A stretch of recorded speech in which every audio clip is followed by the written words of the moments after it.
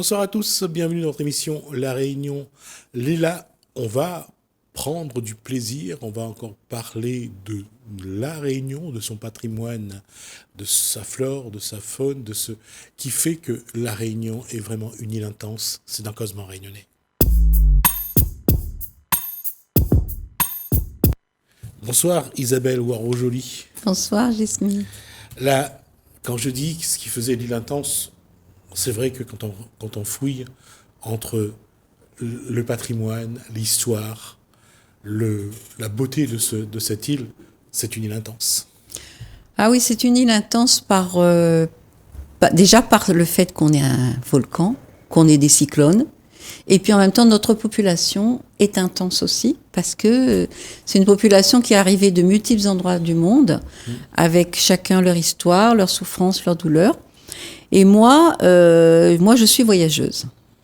C'est-à-dire que j'ai souhaité à un moment partir de l'île pour aller à la découverte des autres îles et de voir ce qui nous unissait et ce qui nous séparait. Donc 1998, nous vendons notre maison familiale pour acheter un bateau. Donc tout est dans le bateau. Et nous partons, mon mari, qui est marin aussi, mes deux filles, et nous partons à l'aventure. Et c'est une aventure qui m'a beaucoup marquée parce que même longtemps après, ça reste prégnant. Et cette intensité de l'île de la Réunion, on va l'affronter à travers les océans, mais aussi à travers les rencontres avec les autres îles. Les liens que nous allons créer entre la Réunion et ces autres îles-là. Et du coup, j'en ai fait un livre qui s'appelle Des îles à l'horizon. Non, ici. Hop, ici. Des îles à l'horizon, Voilà. où je raconte le voyage de chaque jour, puisque j'ai fait un journal de voyage. Un voyage de bord. D'accord. Et alors, quelles sont les îles que le bateau a accostées? Alors d'abord, nous ne sommes pas partis de la Réunion en bateau, parce que c'est très compliqué, entre les 50e rugissants d'Afrique du Sud et les pirates de la mer Rouge. Ouais. Donc on est parti de France, de Méditerranée. Puis en même temps, il fallait aussi mariner les enfants qui ne connaissaient pas du tout la mer. On ne voulait pas qu'ils la connaissent. De façon à ce qu'il n'y ait pas cette peur qui est là quand même, tapie au fond de nous, dès qu'on affronte l'horizon.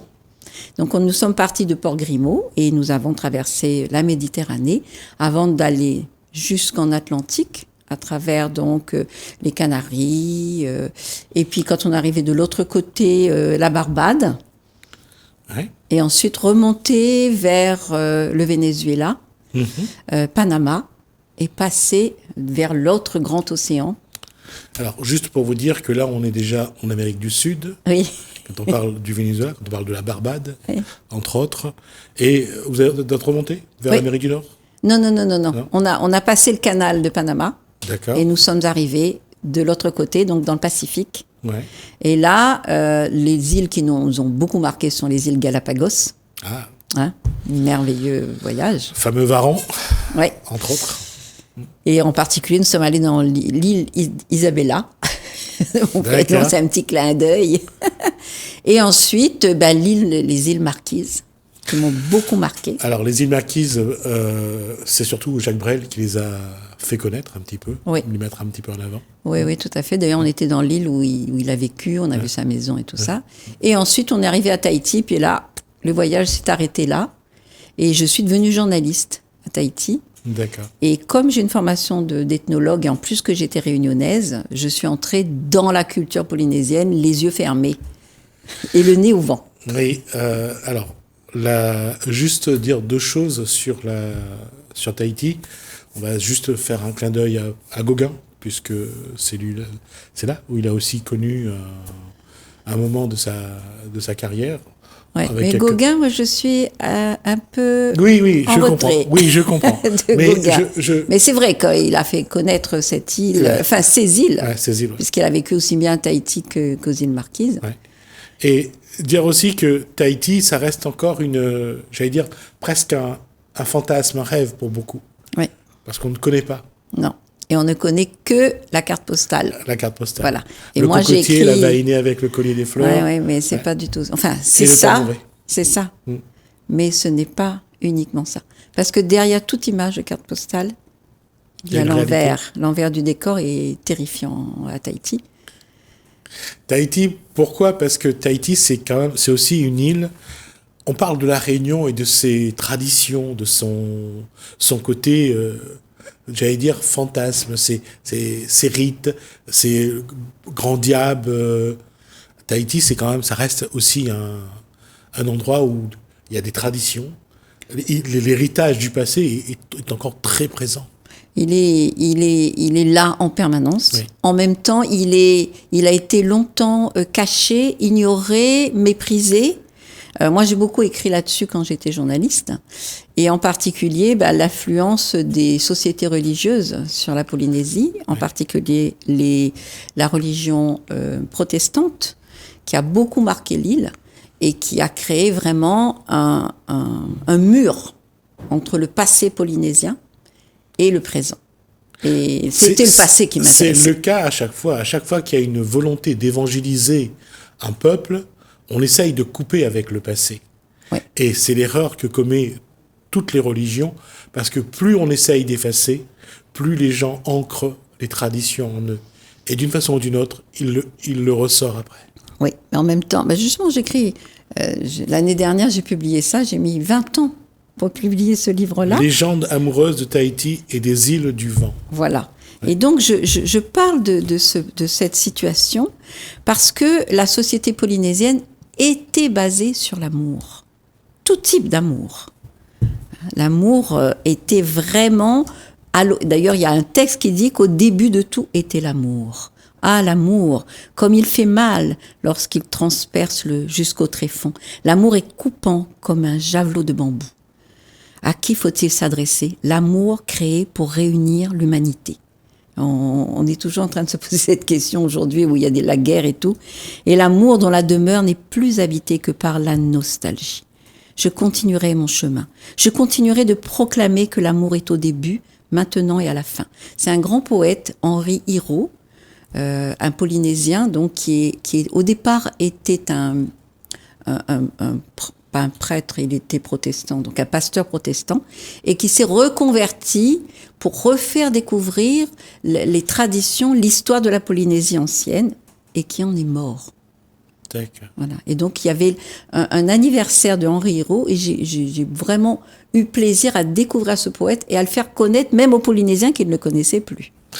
Juste un clin d'œil au dessin animé de Disney là-dessus sur Vaina, cette jeune fille qui va vouloir découvrir des choses et à travers les traditions, à travers des contes, à travers des légendes. Et c'est vrai quand dans un dessin animé on peut faire vivre ça plus facilement. Et c'est un dessin animé qui a connu aussi son succès. Voilà. Et en Polynésie, donc, il y a des grands moments de grandes rencontres de tout ce qu'on appelle le triangle polynésien, donc de tout le Pacifique polynésien qui se retrouve aux îles Marquises. Et moi, j'y étais, ça m'a beaucoup marqué, j'y étais pour la naissance de l'an 2000. Donc, il y avait 3 jours. Et donc, pendant ces 3 jours, on s'est posé la question, d'où venons-nous? Que faisons-nous? Où allons-nous? Gauguin. Mais aussi, c'était vraiment incarné par des danseurs qui nous faisaient remonter dans les temps anciens. Et d'ailleurs, pour ceux qui vont à Tahiti, ce que je vous parle là, j'ai vu un documentaire là-dessus, quand vous allez marcher dans la forêt, vous retrouvez des statues, vous retrouvez des tikis. Voilà, des tikis, c'est ça? Ça s'appelle comme ça, les statues polynésiennes. Voilà, et c'est à quel point c'est vraiment ancré. Et les gens continuent à honorer ces dieux anciens qui représentaient. Ouais. Mais pendant plusieurs générations, jusqu'au début du XXe siècle, tout ça, ça a été mis de côté par le poids de la religion. Et imaginons quand même que jusque dans les années 1950, les Polynésiens n'avaient pas le droit de danser. La danse a été interdite parce que c'était... on laissait aller... Oui. Hein? Parce que les danses étaient lascives. C'est ça. Et on trouvait que c'était pas approprié de le faire surtout devant les enfants. Voilà. Donc la danse a été interdite jusque dans les années 50 et puis ça a été remis en scène et on a retrouvé les danses anciennes. Et il y a également le tatouage. Le tatouage qui est vraiment polynésien. Maori aussi. Oui, mais Maori. Alors à Tahiti, on a dit Maui. Mais les d'accord. Maoris sont des Polynésiens qui Oui. sont allés en Nouvelle-Zélande. Tout à fait. Et donc, le tatouage a été interdit quand même jusque dans les années 1980. Ah, d'accord. Et donc, toutes ces traditions on a mis... On l'a mis sous cloche. Sous cloche, Ouais. mais elles étaient là, elles sont nées de nouveau, elles sont revenues à la surface. Et moi-même, en étant ethnologue, je suis allée creuser, chercher la société polynésienne, parce que quand je suis arrivée à Tahiti, il n'y avait quasiment pas de journalistes polynésiens. C'était que des gens de passage, et du coup, la société polynésienne était... on mettait de côté encore un certain nombre de choses qu'on a fait rejaillir, avec en particulier un grand écrivain polynésien qui est décédé depuis, qui s'appelait Jean-Marc Pambrun, qui était le directeur de la culture polynésienne, mais qui allait à l'encontre de ce que la politique culturelle polynésienne décidait. Et du coup, on l'a banni. Donc moi, j'étais au milieu de tous ces conflits, et j'étais la plume qui ressortait tout ça, parce que je disais, mais c'est pas possible que cette société, que cette culture, on la laisse mourir. Et donc ça, c'était en l'an 2000, la renaissance de la culture polynésienne. Et c'est là que j'ai découvert ces légendes amoureuses de Tahiti. Et ces légendes amoureuses, ce sont des textes anciens qui ont été écrits au 19e siècle, que je suis allée creuser et chercher, et remises en valeur pour découvrir la puissance de l'amour dans cette société Et puis, ancienne. il y a une chose aussi qu'il faut voir dans ces sociétés iliennes, qui plus est à Tahiti, en Polynésie, c'est la force qu'il y a, l'énergie qu'il y a dans les gens, la croyance qu'ils ont en la nature, cette relation avec la nature. Oui, c'est énorme.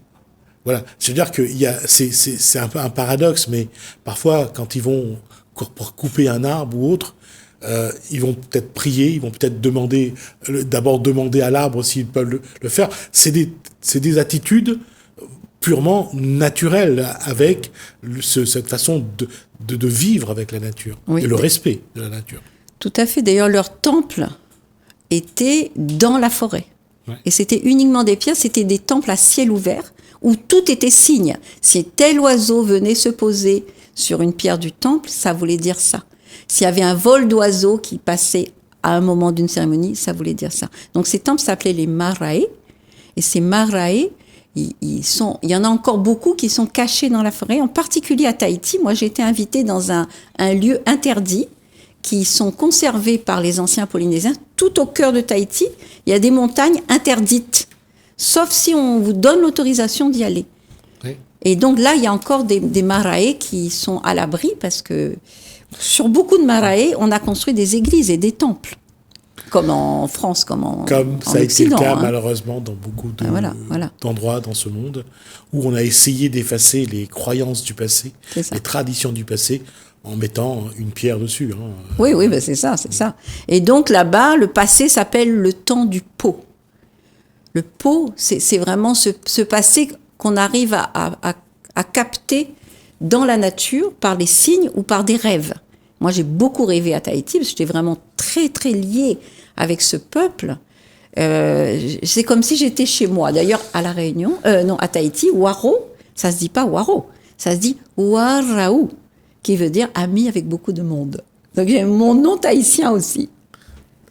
Ça montre aussi que combien, comme pour les Kanaks d'ailleurs, en Nouvelle-Calédonie, combien ces peuples ont gardé les liens avec leur façon de vivre de leurs ancêtres, d'une part, et aujourd'hui encore, ils perpétuent ces traditions-là, et je pense que c'est un paradoxe de dire ça. Aujourd'hui, tout le monde essaye de protéger justement cette façon d'être soi-même, quoi. Oui, c'est vrai qu'on en est bien revenu depuis le XXe siècle, donc ça fait peut-être 100 ans, où ils ont pu reconquérir leur pensée, leur façon d'être, leur façon de vivre, parce que ce soit la société kanak ou la société polynésienne, c'était une société complètement orale. Donc, au moment où les Européens sont arrivés, il y a eu un choc au niveau de la santé déjà, parce qu'ils ont apporté des maladies. C'était quand même un peuple qui était resté presque 2000 ans sans contact entre eux. Donc, qui avait survécu, qui était une race magnifique, en pleine santé. Et avec le contact avec les Européens, les maladies sont arrivées. Et tout leur tous leurs personnes, tous leurs personnages de savoir, tous leurs héros sont morts. Donc après, il a fallu aller chercher des bribes de connaissances ou aller demander aux ancêtres. Et c'est les Occidentaux qui disent lorsqu'une personne âgée meurt, c'est une bibliothèque qui meurt aussi. Oui, mais là c'était vraiment... toute la pensée polynésienne, tout leur mode de vie, s'en est parti, quoi. Toutes les racines. Voilà. Et c'est terrible. Et par exemple, il y a eu des traductions de la Bible en tahitien et en marquisien, sauf que là-dedans, on a enlevé 80% de la pensée polynésienne qui était païenne. Donc on a complètement transformé leur monde avec ces 2 livres, qui sont aujourd'hui les premiers livres traduits. Mais on a apporté tout ça. Et c'est un paradoxe parce qu'aujourd'hui, nous sommes en train d'essayer de reconquérir, de retrouver ces éléments du passé parce que il y a un vrai ressenti, un retour aux sources. Un retour. Oui, il y a un retour aux sources et heureusement. Mais ça a dû se faire même contre les partis politiques qui étaient plutôt du côté colonial français. Et donc, les Polynésiens d'origine ont dû vraiment se battre pour retrouver leur culture. Oh, bah c'est un petit peu comme à La Réunion. Oui, c'est partout. Les traditions ont eu du mal à être perpétuées. Certaines religions, par rapport à la religion officielle de l'État, avaient du mal à s'implanter, à vivre. Et d'ailleurs, pour certains, il fallait pratiquer d'abord la religion d'État avant de pratiquer sa religion. Oui, ça fait partie du colonialisme. Colonialisme, c'est d'abord, souvent, il y a une guerre, parce que même en Polynésie, ils n'ont pas donné leur île comme ça, il y a eu des guerres avec les Français. Et ensuite, il y a les marchands qui arrivent, et après, il y a les missionnaires. Et les 3 fonctionnent ensemble pour créer ce qu'on appelle l'État colonial. Et donc, qui a une influence pour qu'on fasse table rase du passé. À Madagascar, c'était pareil. On fait table rase du passé. Avant la colonisation, il n'y a pas d'histoire. Donc, c'est le temps du pot. Et après, il y a toute cette reconstruction. Et il faut donc, par exemple, il a fallu donc 2 siècles pour que les Polynésiens retrouvent leurs racines. Et Henri Hirault, à qui j'ai rendu hommage, est un poète qui a permis aux Polynésiens de renouer avec leur passé, avec leurs racines. Parce qu'un peuple sans racines, c'est un peuple qui meurt. Ça me fait penser au film Les Révoltés du Bounty avec Marlon Brando, quand ils vont chercher les fruits à pain en Polynésie pour les amener... aux Antilles. C'était surtout aux Antilles pour les nourrir les esclaves. Voilà. Et on voyait à quel point, à un moment donné, il n'y avait pas assez d'eau pour boire pour les marins, mais il fallait pas y toucher pour nourrir les plantes. Bien sûr, bien sûr. Comme quoi, je me disais toujours quelle était la valeur de ces plantes-là. Bon, un fruit à pain surtout, c'est très nourrissant. Oui. Et il fallait protéger ça. Bien sûr, tout à fait. D'ailleurs, je suis en ce moment en train d'écrire encore sur la Réunion et ses épices. Mais nous, à la Réunion, on a une histoire qui est peu connue. Sur l'introduction des épices, on a quand même réussi à adapter le giroflier et le muscadier que l'île de France négligeait. Et on a les plus grands botanistes du monde qui sont passés par notre île. Et toute cette histoire-là est encore à reconquérir et à redécouvrir. Ne serait-ce que le rôle de commerçant. Ah ben oui, justement, il faisait partie du premier voyage d'Antoine de Bougainville à Tahiti. Ouais. Et c'est lui qui est resté après à l'île de France très peu de temps à La Réunion. Mais avec lui est arrivé le premier Polynésien qui a quitté Tahiti avec Antoine de Bougainville, qui est allé à la cour du roi de France et qui est revenu à l'île de France et qui est passé par Bourbon et qui avait pour mission de comprendre comment fonctionnait le monde occidental pour le rapporter dans son pays. Et il n'est jamais arrivé à repartir puisqu'il est mort entre l'île Bourbon, à l'époque ça s'appelait l'île Bourbon, et l'île de Madagascar. Et c'est un livre qui est en cours d'édition en ce moment, que j'ai écrit, parce que j'ai fait un spectacle pour relier la Polynésie, l'océan Pacifique, avec l'île Bourbon et surtout avec l'île de Madagascar, parce qu'il faut savoir que les Malgaches ont un rapport direct avec les Polynésiens, puisqu'ils sont venus, il y en a qui sont partis à l'est et l'autre à l'ouest, oui. Et donc on a une histoire commune. Vous voyez ? ne serait-ce qu'on parle de la Réunion et de tous les apports des différentes communautés, Madagascar, c'est 18 ethnies officielles aujourd'hui. Ah ben oui. Donc, imaginez les apports, les différents apports qu'il y a. Là, on parle de 18 ethnies officielles, mais à côté, il doit y avoir quand même d'autres des gens qui sont venus d'ailleurs, qu'on n'a pas officiellement identifiés. Oui, voilà, jusqu'avant. Parce que là, pareil, hein, quand les Occidentaux du XVIe, XVIIe siècle arrivent dans l'océan Indien, ils font table rase sur toute l'histoire qu'il y a eu avant, alors que l'histoire de l'océan Indien commence au moment de la reine de Saba. Il y avait déjà des voyages dans l'océan Indien. Il y avait déjà des bateaux remplis des migrants qui faisaient Indonésie, Malaisie, Madagascar. Oui. Et donc, toute cette histoire-là, comme il y a très peu d'écrits, là encore une fois, impasse. Et d'ailleurs, c'est vrai qu'on s'intéresse beaucoup à savoir quel rôle a joué les Malaisiens oui. dans la construction de Madagascar. Parce qu'avec les Indonésiens, c'était les plus... Ils ont été très avancés. Ouais. Ils étaient aussi très avancés au niveau culturel. Et les Malgaches ont gardé beaucoup de cette culture dont ils sont à l'origine. Et donc, moi, j'ai traversé une île qui s'appelle Nukuhiva pour le festival de l'an 2000. Et j'étais avec le grand sage et connaisseur de l'histoire des îles Marquises. Et il me dit, tu sais qu'on est cousines ? Cousin. Je dis, ah bon? Il dit oui, parce que toi, tu as vu sang malgache. Et les Malgaches, c'est l'autre côté du triangle polynésien. Et d'ailleurs, ils ont dans leur langue, il y a du marquisien et il y a du marquisien dans le malgache. Et là, j'ai découvert nos liens que je ne savais pas. Et à plusieurs reprises, quand j'étais dans les Marquises, on m'a dit, mais toi, tu es notre cousine. Donc, j'étais arrivée dans ma famille. Alors, comme on a aussi des cousins aux Seychelles, oui. Ça fait de sacrés liens entre l'océan Indien, Pacifique. Oui. Ça fait du... Je veux dire que il y a une belle histoire qui est peu connue. Ouais. Donc là, j'ai beaucoup travaillé dessus là, pour un livre, j'espère qu'il va sortir en fin d'année, où j'avais écrit un spectacle qui s'appelait Sauvage, et aujourd'hui, je l'ai appelé Oru.